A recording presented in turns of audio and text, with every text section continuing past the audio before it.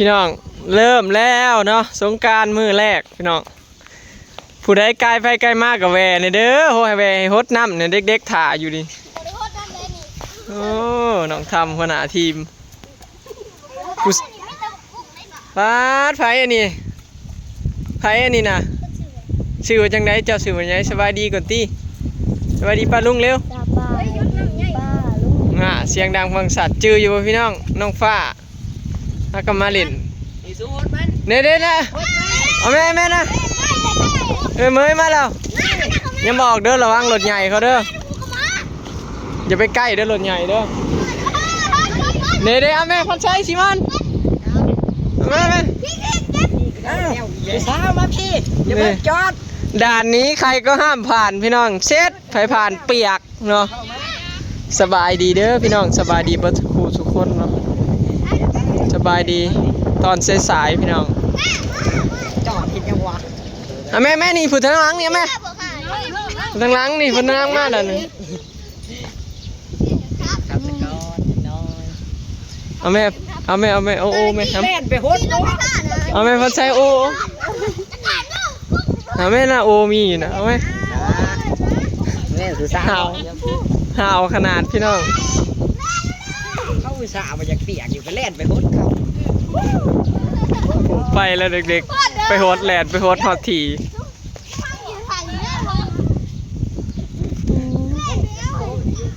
นี่รถเขามาหลายคนนะโอ้ยนานจะมีรถผ่านพี่น้องบ่ค่อยมีรถผ่านปานใด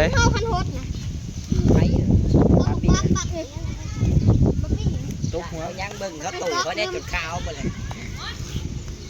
โหดแม่โหดตามโหดมีรถเขาจะโอ้เปียกมาแล้วแม่พอใจเอาแม่พอใจเร็วๆเอาแม่เออแม่โอ้หดเลยดูรถแล่นมึงเลยหดเนี่ยข้าเจ้าฮ้อนนะโหดในเขาเด้เอาแม่โอ้ยนี่ให้กดมือเด้เอามาลากับเจี๊ยบมาแล้วเฮ็ดบ่ถือเด็กน้อยนะซื้อหมกปุ้งมาแกงเล่นพี่น้องมันจังบ่เจ็บเจี๊ยบเอามาลากับเจี๊ยบมาเลยนั่นทารัดอย่าพักถ่าเขาจะมาเอารถไถก่อนบ่ตายโว้ยหดคนจะไปหดรถ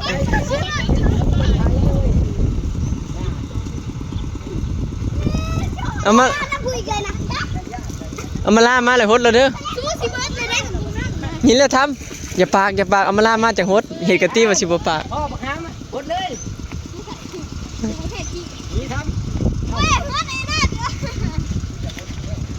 ด้านนี้ไผกระพานยากพี่น้องเอาหดเจี๊ยบก็มาล่าหดมาเลยฝั่งนี้ก็ได้โอ้ยบลอดดอกเขามาดินั่น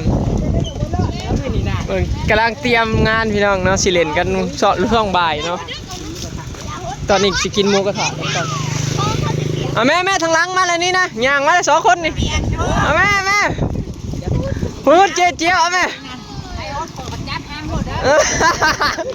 พูดแล้วจับห้ำเลยเปียกเนี่ยพี่น้องมวนซื้อโน้ตแซวเนาะสงกรานต์ปีนี้พูดแล้วผู้ใหญ่ก็ช่วงบ่ายเนาะกำลังเตรียมของกินกันอยู่โอ้เด็กๆนะหาวกว่าหมูนี่แหละพี่น้องนี่สร้างสรรค์กันเล็กน้อยเนาะอยู่หน้าบ้านเอาใส่ตู้เอายุห้ามเข้าไปขะห่มนะครับโอ้แต่ซีหลักเบียร์ขวด 1เอาเบียร์เข่าไปแล้วคนนะเราซีแล้วค่าปั่นกระแลมพี่น้องปั่นกระแลมแล้วพอแล้วคนจึงสีเข่ามาเอาใส่เด็กๆน้ำแข็งงัดเหยียบเอาไปล่างก่อน มาเบิ่งข้างหลังครัวพี่น้องเนาะว่าเห็ดหยังกินกันพี่ เป็นแรกเบียร์เป็นกระตุ้นอยู่ สาวร้อยไม่เท่ามาพอเท่าสร้างพี่น้องกำลังเห็ดกินอยู่เนาะว่าสิกินเลี้ยงกันเล็กหน่อยพี่น้องเนาะหมูกระทะเนี่ยกินหมูกระทะกันเขากลับมาจากเสื่อนของอยู่ปักซองพี่น้องตลาดไปกับพอดีได้กุ้งได้เนื้อหมูเนาะลูกชิ้นแล้วก็ตีนไก่ไว้ตำแล้วก็เขาเอิ่นหยังก็สบายนางบ่นี่แหละพี่น้องพวกพักหยังก็เรียบร้อยเนาะบ่ค่อยยากปานใดดอก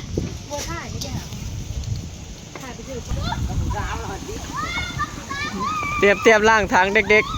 ๆบัดเดี๋ยวไอ้แม่ฮดโอ้ม่วนขนาดเดี๋ยวถ่าช่วงบ่ายเนาะบอยสิเอาเต้นกินข้าวแล้วสิเอาเต้นมาตั้งข้างหน้านี่แล้วก็นั่งเล่นกันอยู่นี่ถ่าฮดนับเนาะสินั่งกันอยู่นี่แหละพี่น้องเดี๋ยวส่งบ่ายเนาะเอาดีเด็กๆอุ่นมากแล้วฮดเลยฮดโอ้แม่ผู้สาวอะไรมันโอ้ทันอยู่บ่โอ้ยรถไถมาแล้วแม่รถไถมาแล้วฮดเลยข้าเจ้าฮอดนั่นเลยฮดแม่โอ้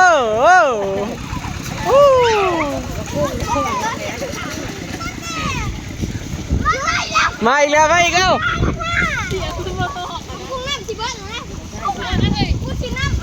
เอาฮดค่อยๆเด้อข้าเจ้าอันขี่มาแห้งค่อยๆฮด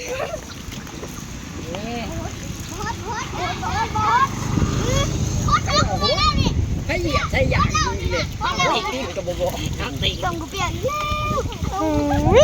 เศร้าเปลี่ยนเลยต้องเชื่อแล้วคน ถ้ารถผ่านมาเพื่อสิผ่านพี่น้องมือแรกมันบ่ค่อยร้ายปานใดถ้าเบิ่งช่องบ่ายเนาะช่วงน้ำแรงฮดให้มีเงินหน่อยนี่มีเงิน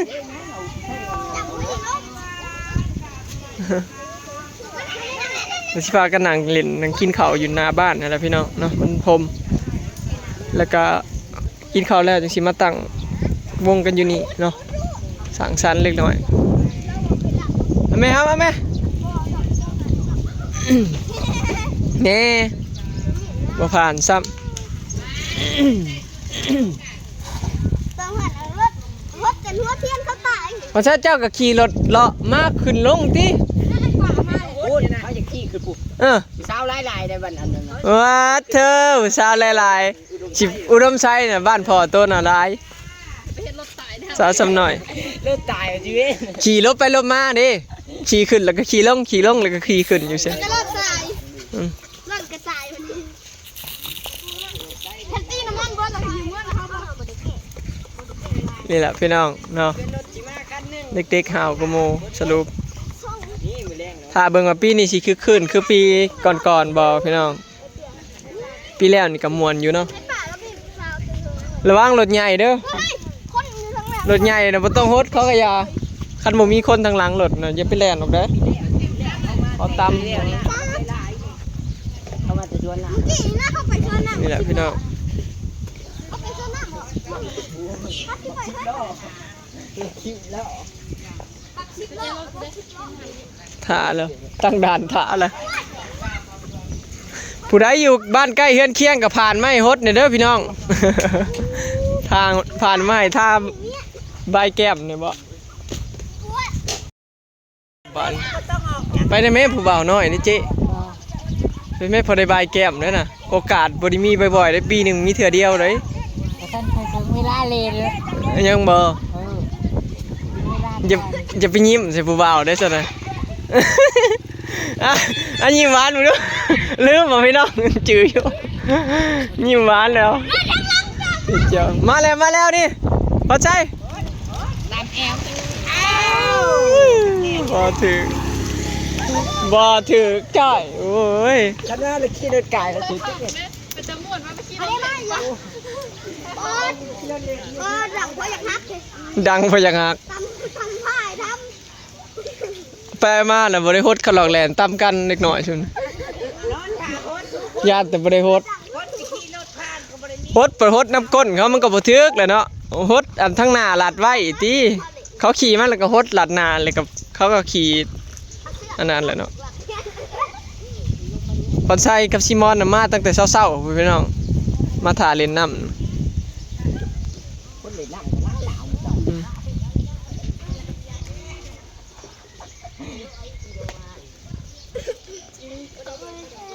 เอามาฮดน้องเมยนี่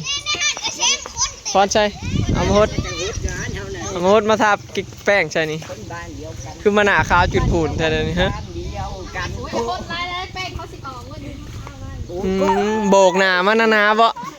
ไปเอามีดมาขูดออก ใช้รถมาบ่ คนหนึ่งอะโบวี่ ได้มาแล้ว เนี่ยรถมาแล้วไปไปไปเลยแม่รถมาแล้วผู้สาวด้วยนะ อู้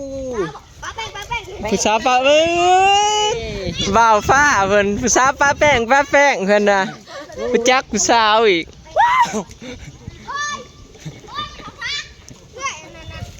บดอีเนี่ย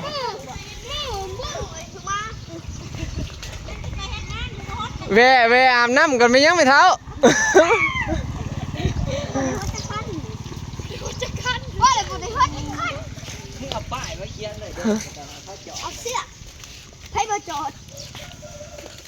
มาเธอน้องฟ้าบอกผู้สาวป้าแป้งผู้สาวน่ะป้าแป้งบ่ ไอ้เดาไอ้เดา ผู้บ่าวน่ะฮดน้ำบ่ ไปชื่อแม่ไม่ดิ ผู้บ่าวน่ะป้าให้เอามาล่าลง มาด้วยใช่สีที่มันแตกเพื่อมันยัดเปียก กระป๋องดูกระป๋อง มาแล้วฮั่น ดูผู้บ่าว มาแล้ว เฮ็ด เนี่ยสิฮดนี่ มัน เอาจับอยู่ มันบ่มีโอ่งจับดูจับดิโอ๊ยเฮ็ดเด้แม่อ้อยเฮ็ดดิเปียกเป็นเปียก จอดดูบ่จอดถือกว้างแล้วถ้าบ่จอดจะบาด นี่บ่ได้สาม เห็นบ่ บ่ได้สามเด้อ เขาสาดเขาก็สาดลัดหน้าเลยเขาบอกครับ มันเข้าไก่มากมันจะกิน ไปกินสาดน้ำก้นนี่แหละพี่น้องเดี๋ยวพ่อกันทีมวัยรุ่นช่วงบ่ายเนาะสิมาบอลชัยน้องเมย เด็กหน่อยเนาะ เดี๋ยวเบาเล่กำลังมาช่วงบ่ายมวนแน่นอนเนาะคลิปนี้ก็สิได้จบไปสำนีเด้อเนาะพี่น้องไปออกเกลือหมูกันเนาะไปแล้วสบายดีพอกันคลิปหน้าพี่น้องเป็นกำลังใจให้หน่อยเด้อเนาะ